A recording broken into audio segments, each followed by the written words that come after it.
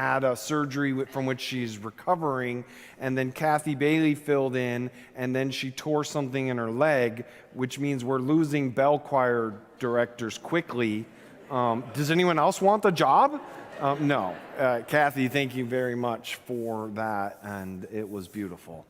I am 2 weeks in a row going to mess up the stream team. I'm actually just not going to read that second text. You have it. If you want to read all of the book of Esther, I encourage it. It's in the 300s in your pew Bible somewhere. You will almost guaranteed not to find it if you just skim or flip pages.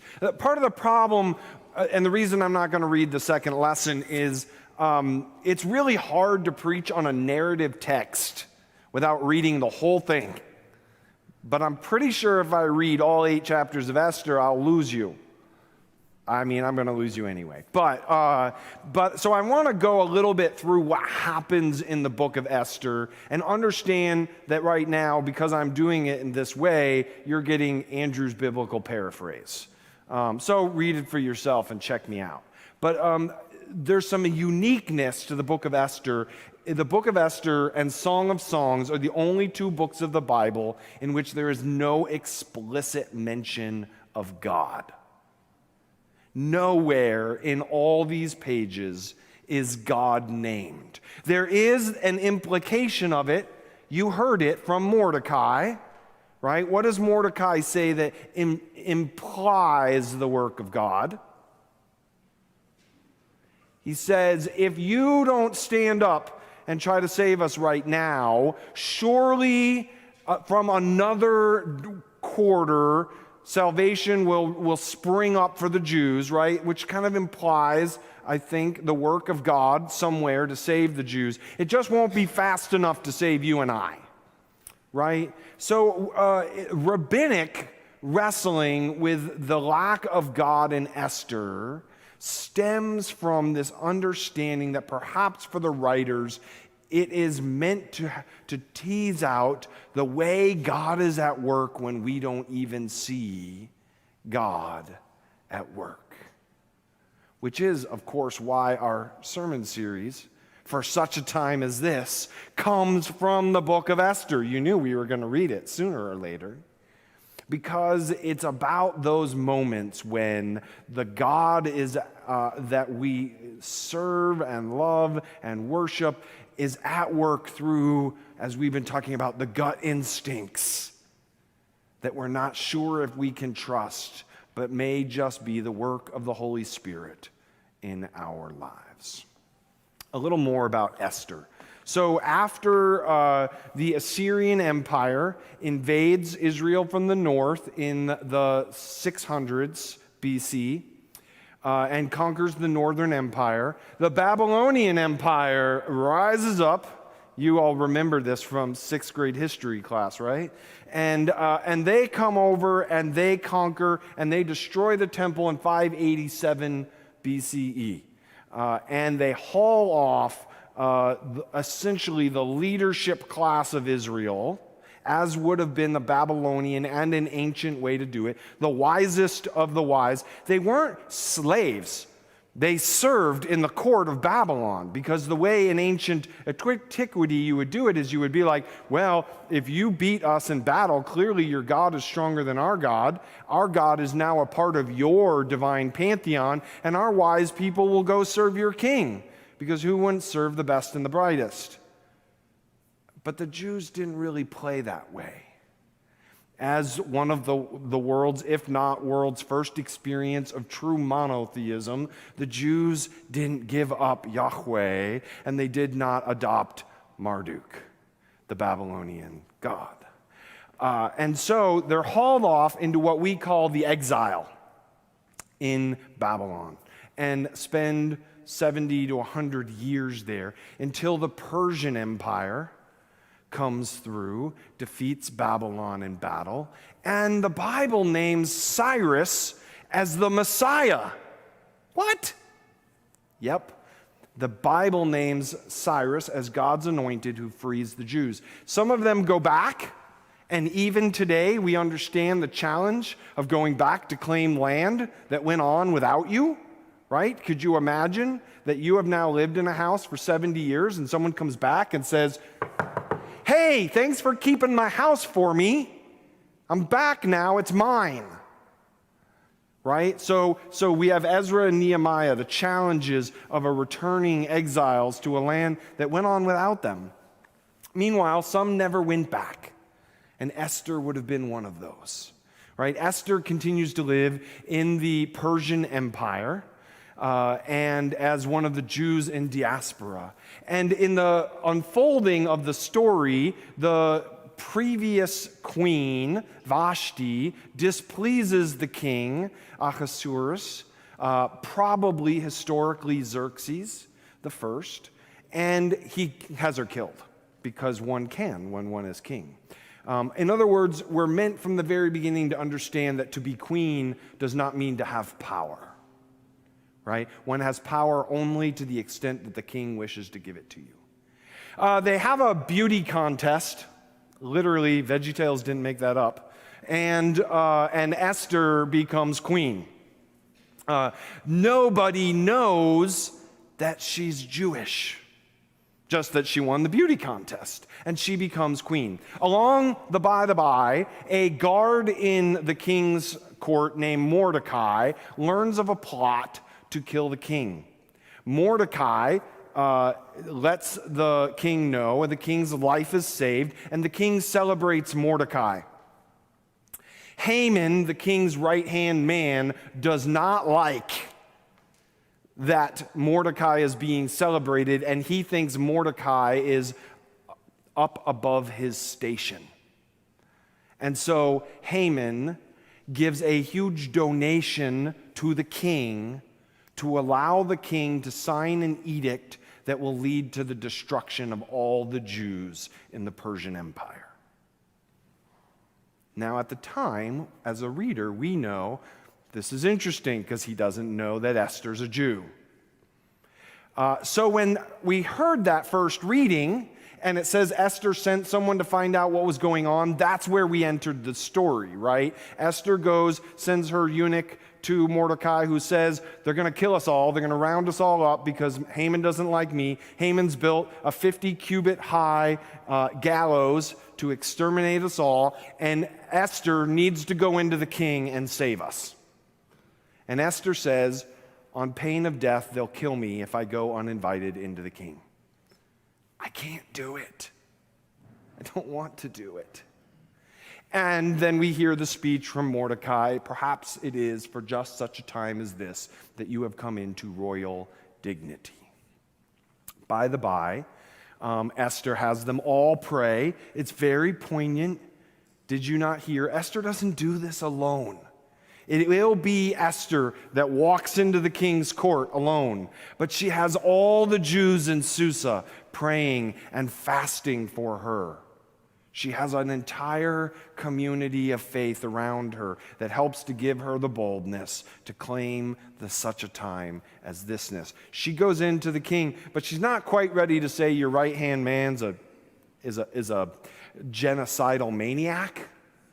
So she invites them over for a feast, and we go through a couple of these little feasts, and finally we enter in where our second reading would have been. The king, maybe a little bit exasperated at this point. Do you have something you're trying to ask me? Have you ever had someone who's beating around the bush trying to get to it? Maybe you had children, right? We wanted when we bought a house, we wanted a house where all the bedrooms were on the same floor, but the Venn diagram of us trying to buy a house that fit 6 people and we could afford it and it was anywhere near this church meant we had to give up some stuff. So our bedroom is on a different floor than everyone else, and when certain of my children come in the room, I know they want something. Like they don't climb those stairs to say, I love you, Dad. Right? And so there's these times where you just want to go, can you just get to it? What is it that you need?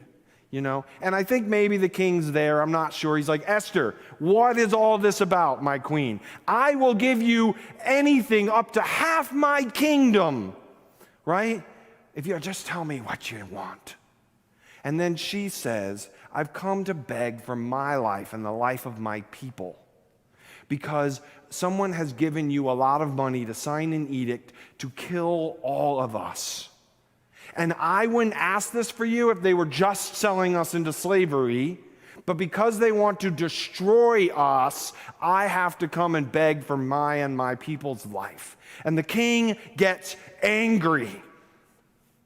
And the king gets visibly angry, enough that at this point, I think Haman's figuring out what's going on and getting uncomfortable. And the king says, "Who is this man? Who is doing this?"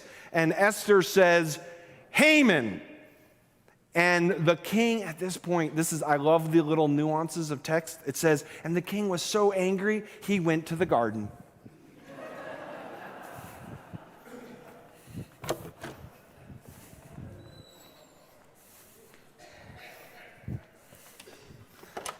Okay, I'm coming back.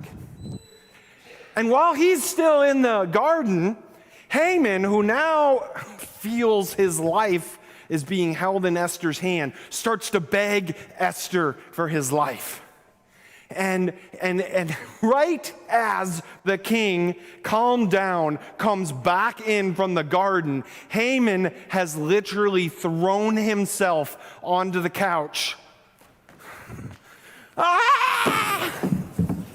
Please, please. But to the king, you're going to remember that. I know it. To the king, it looks like Haman has assaulted Esther. And the king gets all furious again, and he says, "What? Now you will even assault my wife in my own court? Esther, what do you want?" And at this point, one of the eunuchs says, Haman built a really big gallows at his house that he was going to use to kill all the Jews. And the king says, "Make it so." And they haul Haman off to be killed. And it seems like at that moment in the story, I should end the storytelling, right? Because that story would speak to the courage of Esther, the support of community, to embolden a way to stand up to the moment that the dominant powers try to exert their power over the Jews, which has happened to the Jews century after century, millennia after millennia, deeply embedded generational trauma. Unfortunately, do you know what happens with deeply embedded generational trauma? It manifests itself. And so the story doesn't end in chapter 7. For 2 more chapters, request after request, Esther gets the king to allow the Jews to slaughter all of Haman's family and any of the people that would have been working with Haman. That 50-cubit high gallows goes to work.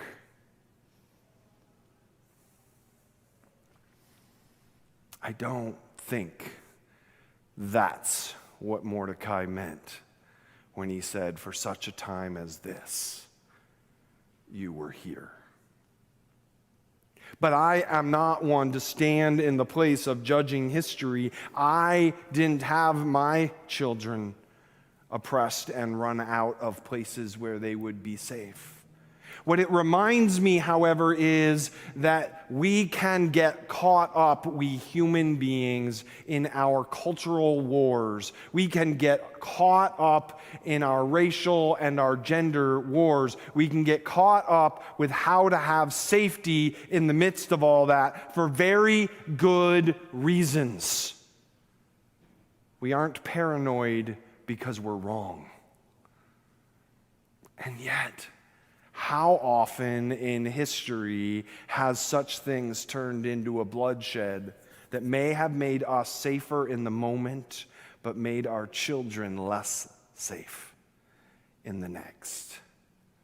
How do we, and I think we in this room asking our questions about for such a time as this, asking our questions in the overarching global landscape that we inhabit in this very moment in time, how do we end these cycles of violence?